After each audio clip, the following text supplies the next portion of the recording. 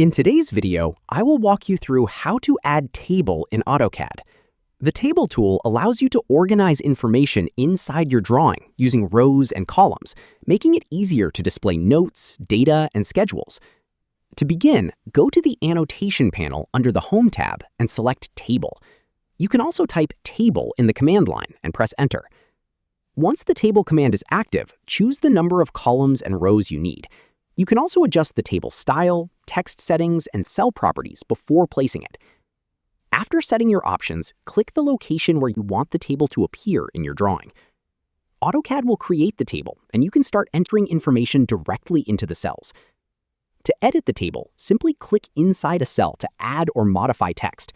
You can also adjust the size of rows and columns by selecting the table and dragging the grips. Using tables helps keep your drawing information organized and easy to read. The process is simple. Start the table command, set the number of rows and columns, place the table, and enter your data. And that's how to add table in AutoCAD. Thank you for watching the video.